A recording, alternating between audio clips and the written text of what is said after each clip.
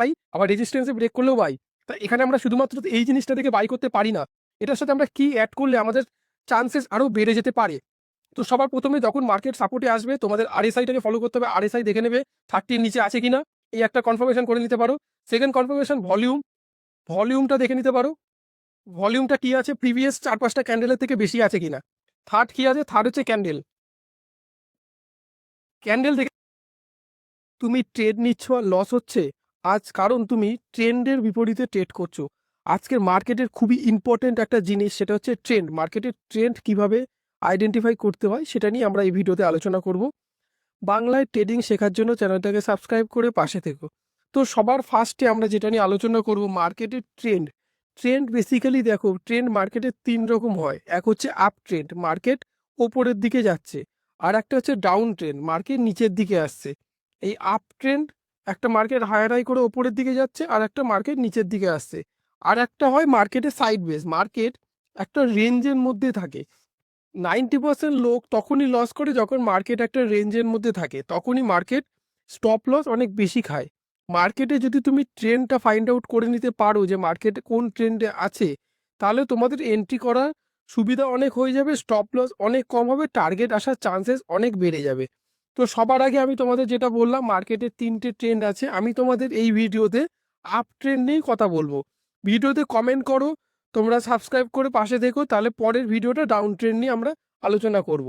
তো সবার ফার্স্টে আমরা আপ ট্রেন্ড দেখতে পাচ্ছ। যদি সবার ফার্স্ট যারা ইন্টারডে করো তাদের জন্য আমি এই ভিডিওটা বানিয়েছি।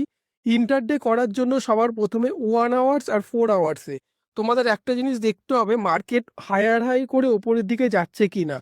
মার্কেট ধরো এখানে দেখতে পাচ্ছ, মার্কেট কত সুন্দর এই হাই লো করে হাই করলো, এই একটা লো করলো, এই একটা হাই করলো। এই যে লোটা আছে, এই লোকে আর ব্রেক করতে পারিনি মার্কেট। আবার এই যে একটা লো করেছে, এই লোকেও ব্রেক করতে পারিনি। তো যখনই মার্কেট প্রিভিয়াস লোকে ব্রেক করতে পারবে না, তখনই মার্কেট হায়ার হাই করে ওপরের দিকে যাচ্ছে। এটা হচ্ছে মার্কেটের আপ ট্রেন্ড। মার্কেট যখন ডাউন ট্রেন্ড হবে, তখন মার্কেট এইখানে দেখতে পাচ্ছ এরকম লোয়ার লো ফরওয়ার্ডে মার্কেট নিচের দিকে আসবে। মানে মার্কেটের এই যে ওপরের হাইটা আছে, ব্রেক করতে পারবে না প্রিভিয়াস হাই। এটা হচ্ছে ডাউন ট্রেন্ড। তো আমি তোমাদের হায়ার হাই নিয়ে ভিডিওটা বানাচ্ছি। তো হায়ার হাই যখনই ফাইন্ড আউট করে নেবে, তখন তোমাদের মাথায় একটা জিনিস ভেবে নিতে হবে, মার্কেট আপ ট্রেন্ড মানে আমি এখানে শুধুমাত্র বাই করব। আপ ট্রেন্ডে কোনো রকম সেল পজিশন নেওয়া যাবে না। যখনই তোমরা মার্কেটে আপ ট্রেন্ড ফাইন্ড আউট করে নিলে 1 আওয়ার্স 4 আওয়ার্সে, তখন তোমার রেজিস্ট্যান্সে গেলেও সেল করা যাবে না, আবার সাপোর্ট ব্রেক করলেও সেল করা যাবে না। ব্যাপারটা একটু তোমাদের কমপ্লিকেটেড লাগছে।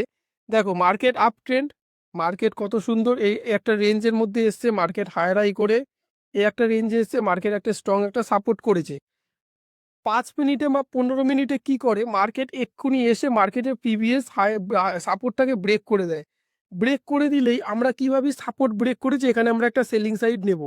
কিন্তু তোমরা বড় টাইম ফ্রেমে তো তোমরা দেখে নিই যে মার্কেট আপ ট্রেন্ড, কিন্তু এইখানটায় 80% লোক এন্ট্রি করে যে আমরা এখানে সেলিং সাইড এন্ট্রিটা নিই, আমাদের এখানে প্রফিট হয়ে যাবে। কিন্তু যখনই তোমরা এন্ট্রিটা নাও, তখনই মার্কেট একটুখানি নিচের দিকে আসে, এসে একটা বড় মুভ দিয়ে দেয়। তো এখানে হয় এইভাবে মার্কেট ট্র্যাপ হয়। আর সেকেন্ড কি হয়, তাহলে তোমাদের কি করতে হবে, মার্কেট যখন হায়ার হাই করে বড় টাইম ফ্রেমে দেখে নিলে আপ ট্রেন্ড, ঠিক তখনই ছোট টাইম ফ্রেম 5 মিনিট বা 15 মিনিটে একটা সাপোর্ট ড্র করলে, সাপোর্ট ব্রেক করে যখনই ওপরের দিকে যাবে, এখানে তোমাদের একটা আপসাইড র্যালি আসে। ঠিক সেকেন্ড কন্ডিশন কি হয়, মার্কেটের এই লেভেলটা হচ্ছে সাপোর্ট লেভেল, এই লেভেলটা হচ্ছে resistance level. Market same higher high করে মার্কেট উপরে গেল, রেজিস্ট্যান্সের কাছে আসলো, রেজিস্ট্যান্সের নিচে গেল, নিচে গিয়ে যখনই মার্কেট এখানে একটা ক্যান্ডেল ক্লোজিং দেয়, সবাই ভাবে মার্কেট রেজিস্ট্যান্সে এসছে, আমরা এখানে সেলিং সাইডে এন্ট্রি নেবো। কিন্তু এখানেও সেলিং সাইডে এন্ট্রি নেওয়া যাবে না, কারণ মার্কেট বড় টাইম ফ্রেমে আপ ট্রেন্ড, মার্কেট রেজিস্ট্যান্স ছোট টাইম ফ্রেমে ব্রেক করেছে, এখান থেকেই মার্কেট আবার উপর সাইডে যাওয়ার চান্সেস অনেক বেশি থাকবে।